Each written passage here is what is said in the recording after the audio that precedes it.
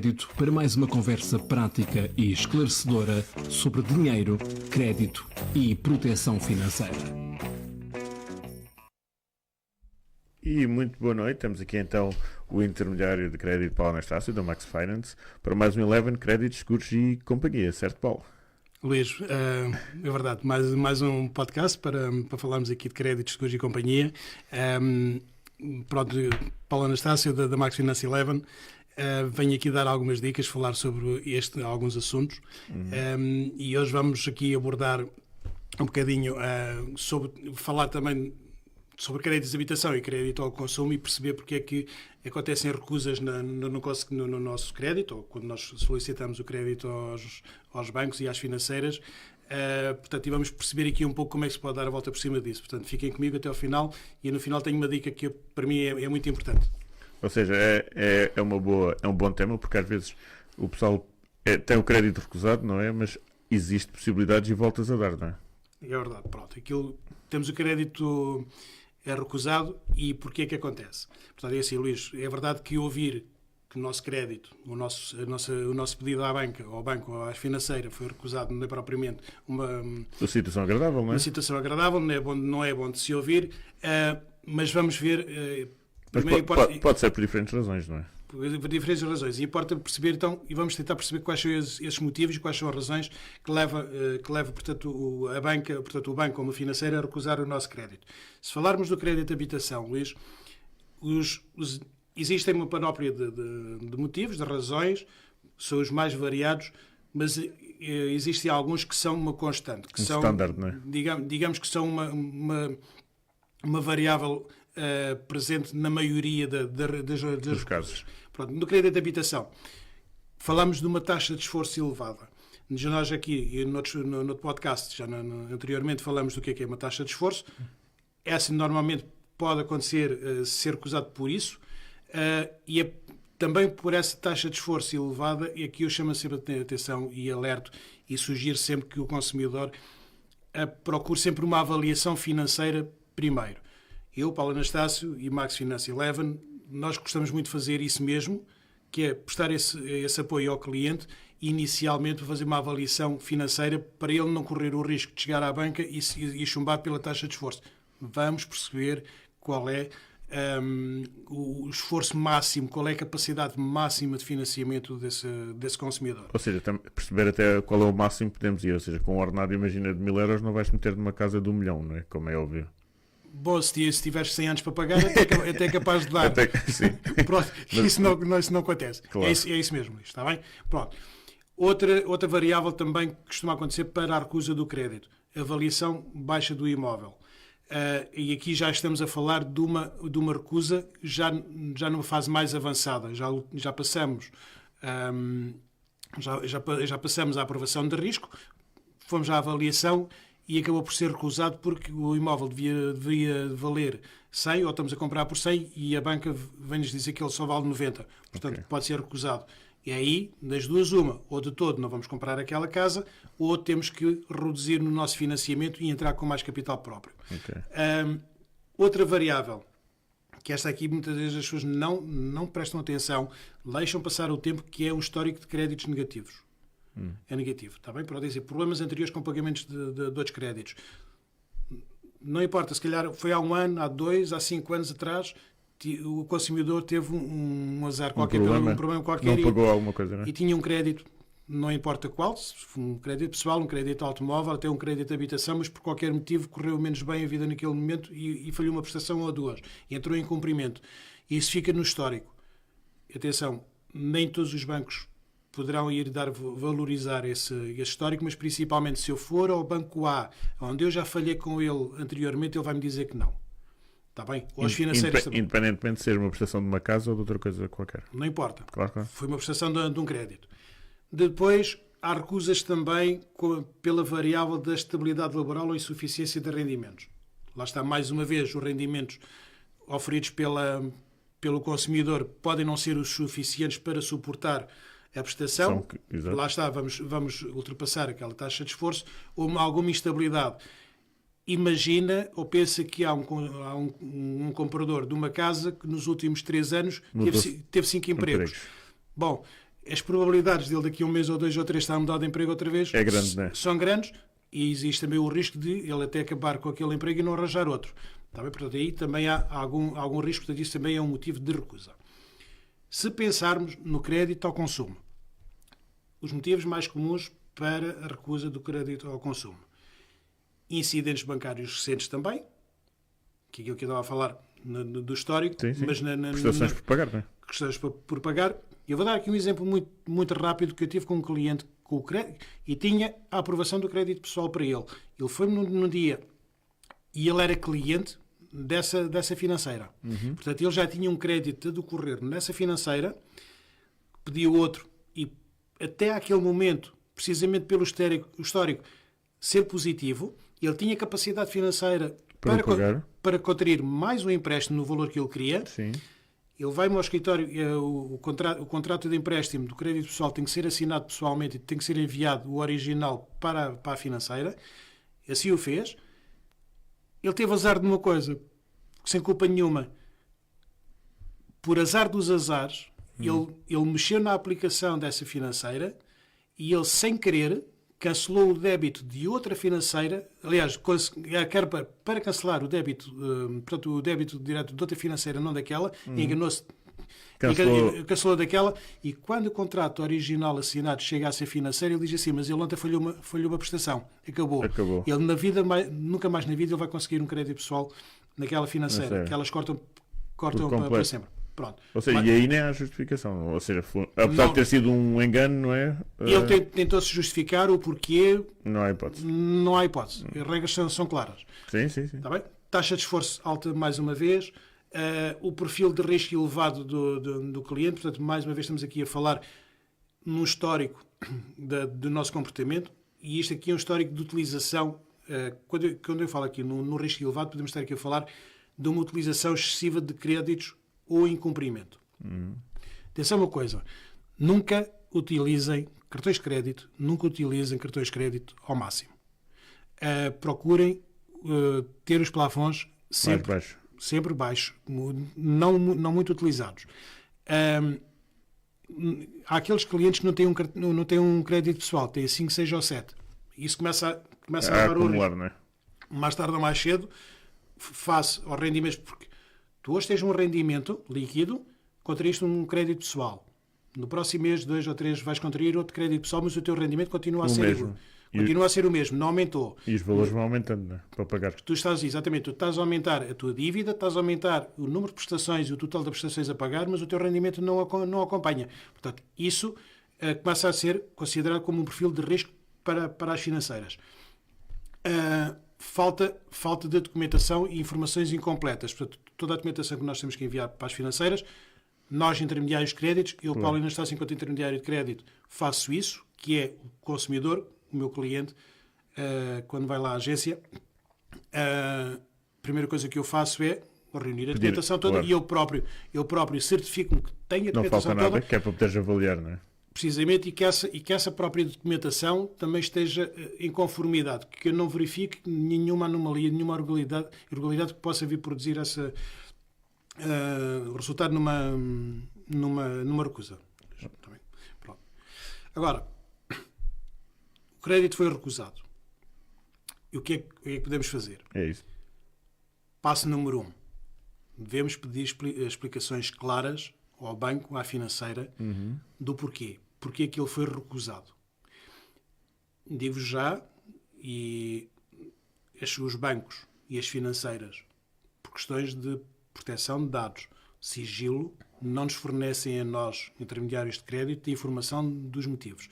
Mas o próprio, se telefonar, consegue saber os motivos. Eles dizem. Claro. Portanto, aquilo que nós fazemos, ou eu pelo menos eu costumo pedir é aos meus clientes: certifiquem-se, liguem para a financeira, liguem para o banco e confirmem. Esclareçam e clarifiquem os motivos e depois digam-me a mim, que é para vos ajudar o caminho, porque pode haver forma de se contornar isso. O passo número 2, rever a situação financeira da pessoa. Se a taxa de esforço é alta, vamos procurar perceber se não há uma forma de reduzir aquela taxa de esforço. Muitas das vezes já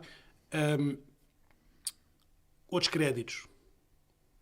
E aí esses créditos todos juntos, que eu falei há pouco, vão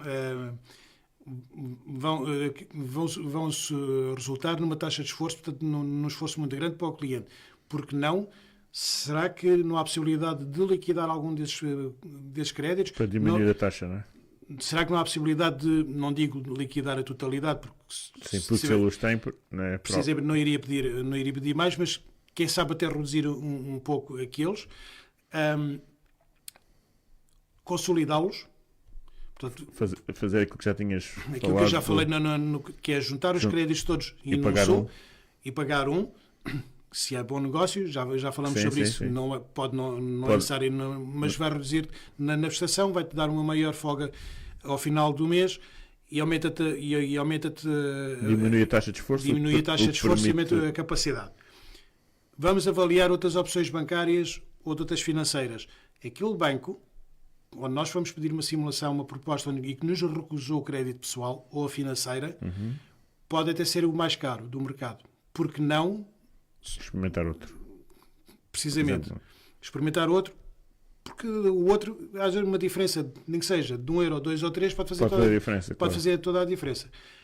E por último, procurar, eu permito, e chamar aqui a brasa à minha sardinha, Claro. procurar um intermediário de crédito, precisamente que é, nós conhecemos os critérios de avaliação da banca, das financeiras, e podemos ajudar a escolher a melhor solução para isso. E mesmo às vezes as pessoas podem não ter noção do eventual comportamento de risco que podem ter e se calhar também ajuda a esclarecer isso, não é? Porque às vezes as pessoas podem agir ou fazer as coisas por impulso, digamos, sem se perceber que isso depois reflete-se mais tarde nesse tipo de créditos, não é? Claramente, Luís, é isso mesmo. Mais à frente, eu tenho aqui, eu vou falar um pouquinho, vou abordar um bocadinho esse ponto, Ok. mas passa por aí, sim. Muito cuidado com o passado, cuidado com os nossos comportamentos, porque isso vai influenciar essencialmente no fator risco, naquilo quando o banco ou a financeira diz isto é um cliente com um perfil de risco elevado. Ok. Está bem? Ok. Então, e temos algum exemplo, se calhar é mais fácil para quem está a assistir, só para perceber em que tipos de coisas é que pode fazer? O exemplo prático Sim. é simples, é o mais comum. O casal viu o seu crédito recusado, não tinha consultado anteriormente o intermediário de crédito, encontrou a minha agência, já não me recordo se terá sido de forma direta ou através das redes sociais, mas a verdade é que se dirigiram, procuraram ajuda. Eu percebi, analisei a questão deles, analisei os rendimentos, analisei o histórico de comportamento dos clientes, fui perceber o porquê da recusa e fomos também perceber que havia uma coisa que era muito simples, havia um registro do incidente no Banco de Portugal. Eles não consultaram, ninguém lhes disse o porquê, simplesmente foi recusado. Uma coisa muito simples, estava registado no mapa de responsabilidades do Banco de Portugal um incumprimento de um cartão de crédito. O que eu sugeri, o que eu aconselhei foi regulariza, e estamos a falar de um incidente com um cartão de crédito, e repara, Luís. Ou seja, mas esse incidente não estava regularizado ainda? Não estava Ok, regularizado. estava pendente. Não estava regularizado, aparecia no mapa de responsabilidades como valor em incumprimento e a data desde quando, e esse desde quando estamos a falar que era um incumprimento. Eu não quero estar aqui, já não tenho memória, mas Sim. tinha Mais ou menos. mais de uns 10 anos. Ok. E eles diziam, Paulo, mas eu já nem me lembro disso. E muito provavelmente no passado houve uma situação qualquer em que eles usaram aquele cartão de crédito Por e no, alguma mês, razão. e no mês seguinte, quando foi o débito, o pedido ao banco, bateu na trave e voltou para trás, Exato. eles dizendo não foi pago, eles mais tarde continuaram a pagar as prestações, mas aquele incumprimento continuou lá registado e estava em incumprimento. O que é que há a fazer? É uma coisa muito simples, dirigir-se ao banco com aquele cartão, pedir para regularizar, foi isso que foi feito, e eles regularizaram o valor que lá estava em dívida, e era um valor irrisório, Mínimo, Luís. né? Luís. Mas foi o suficiente, ou seja... É ridículo, nem que seja um cêntimo, mas é Claro. ridículo, mas a verdade é que aquele valor em incumprimento estragou-lhes aquele negócio que eles tinham para fazer e aquele crédito que eles estavam para pedir. Portanto, eles o regularizaram. E por curiosidade, é isso, depois da regularização, eles conseguem depois ter logo o nome limpo ou demora ainda também algum tempo? Alguns dias. Ok. É regularizado, é submetido a própria financeira ou o próprio banco, informa o Banco de Portugal que já está regularizado e normalmente um mês e meio depois já aparece como regularizado e não aparece lá registado o incumprimento. De notar uma coisa, o mapa de responsabilidades do Banco de Portugal retira-se do próprio site do Banco de Portugal.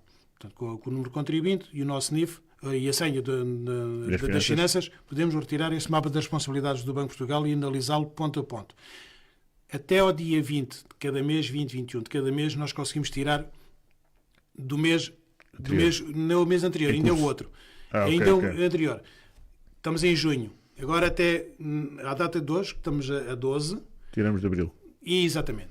Okay. Lá a partir de 22 ou 23 é que já se consegue tirar o de maio. Está bem? Portanto, aquilo andamos sempre aqui um bocadinho... Assim, desencontrados, sim. Desencontrados. Pronto.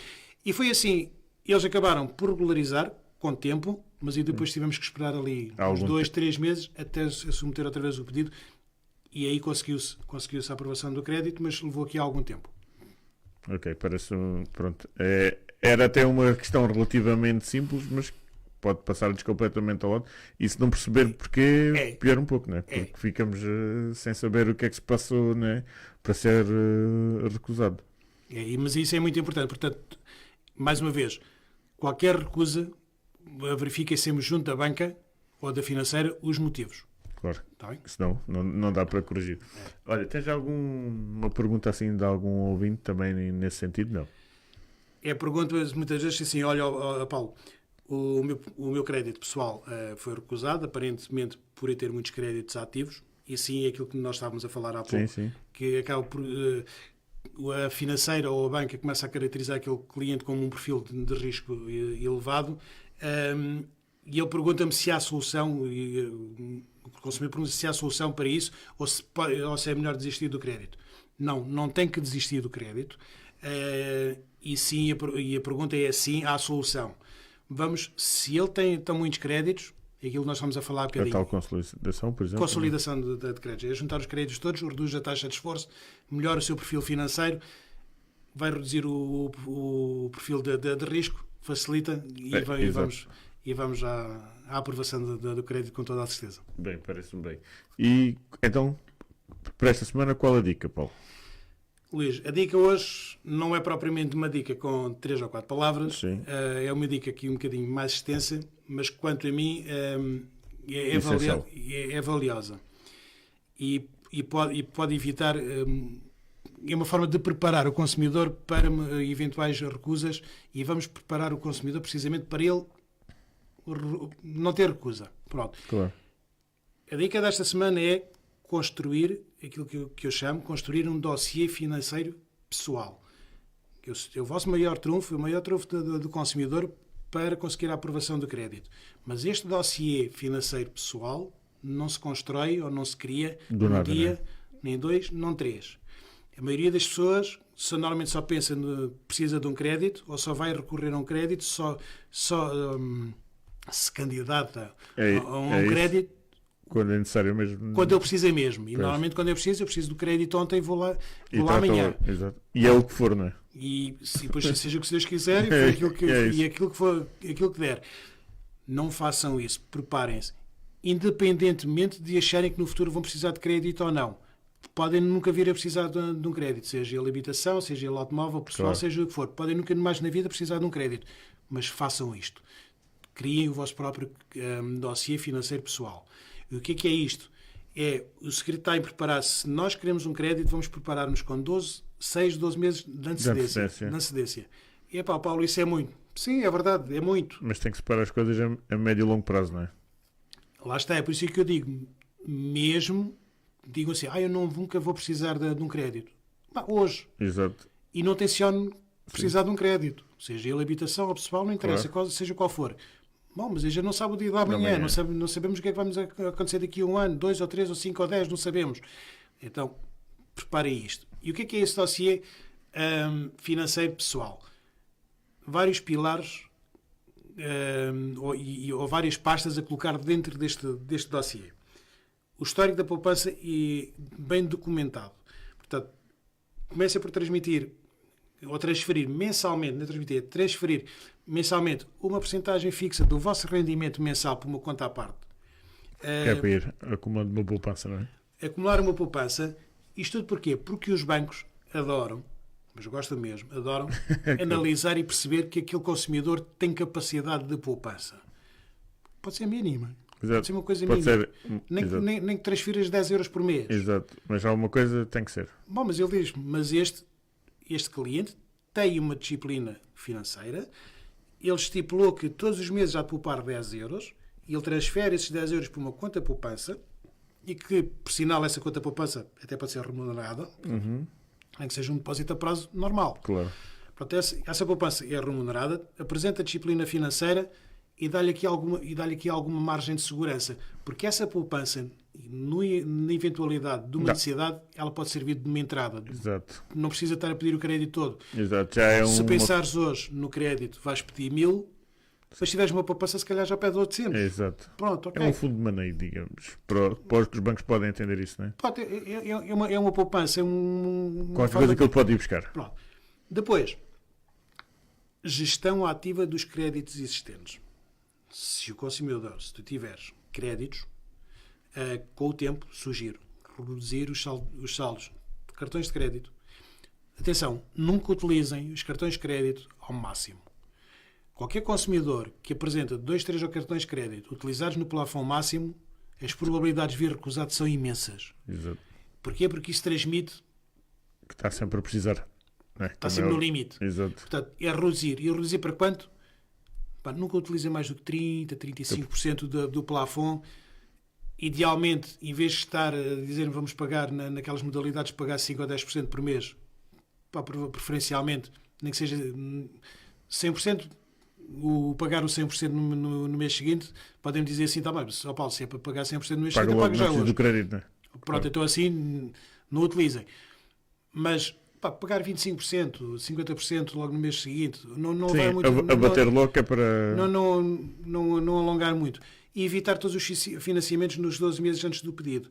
Daquele crédito que nós estamos a pensar pedir. Durante 12 meses, não peçam qualquer outro tipo de crédito. Quer comprar casa, quer pedir um crédito de habitação, vão preparar aqui durante 6 a 12 meses, idealmente 12 meses.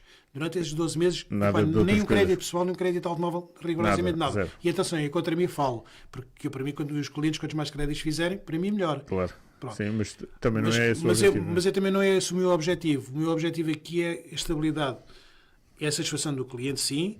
É realizar sonhos aos meus clientes, mas eu quero que eles estejam confortavelmente nas suas vidas e não completamente endividados. E não completamente endividados. Aliás, vai haver um tema que eu quero trazer aqui no futuro, que é precisamente, não é só os créditos, não vamos viver só dos créditos, mas também aproveitar a poupança dos créditos para capitalizar essa poupança.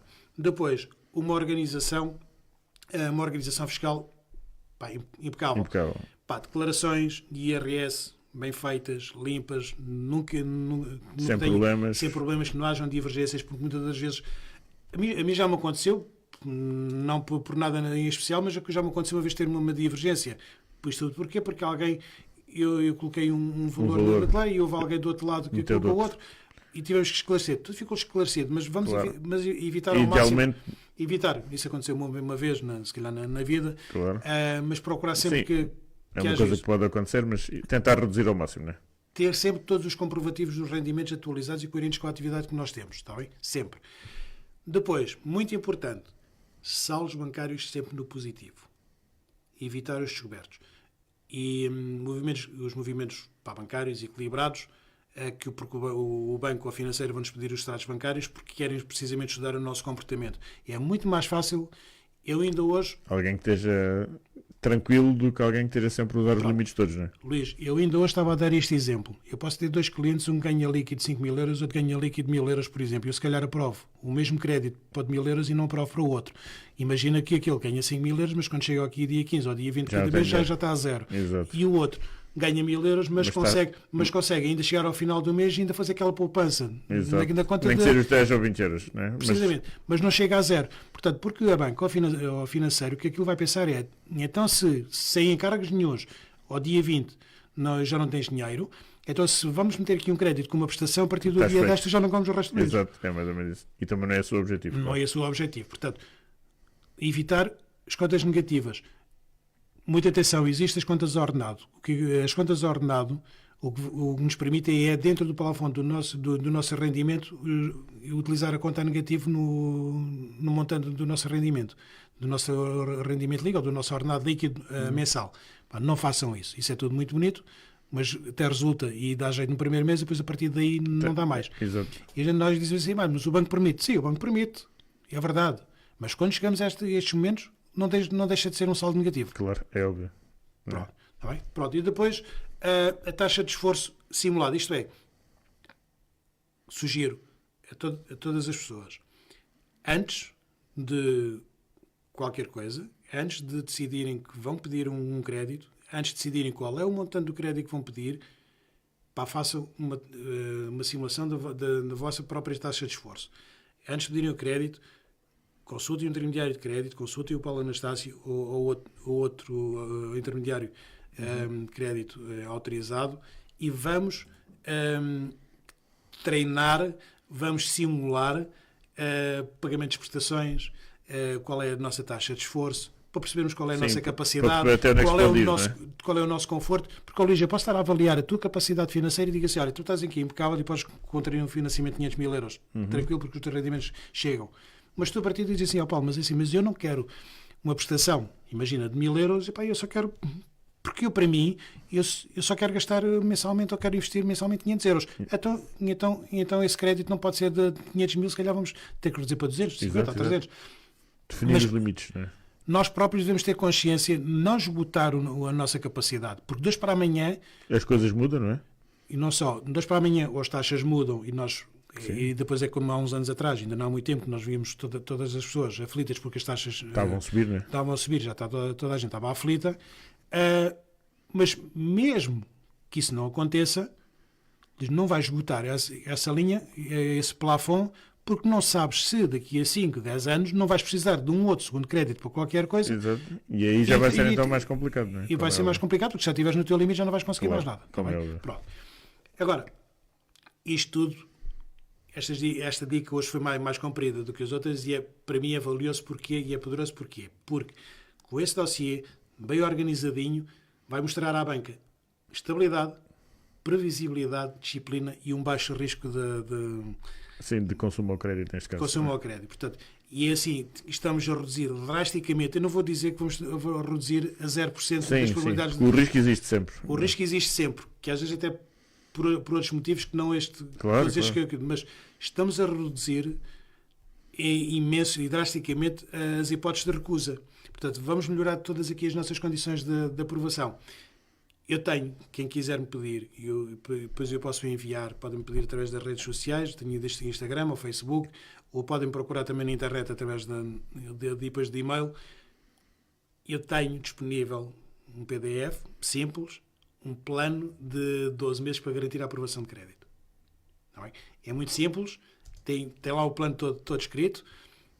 Nos primeiros 12 meses... O que é que tem que fazer, não é? Nos 9 meses, nos 6 meses anteriores, nos 3 meses, tudo aquilo que ele deve fazer é um plano. Atenção, não estou a dizer que este plano que as pessoas tenham que seguir à risca. São sugestões. Sim. Pronto. São comportamentos a adotar, essencialmente. Não é? Claramente. Isto depois cada um adapta à sua realidade. Aquilo é uma ideia que será muito próxima do ideal.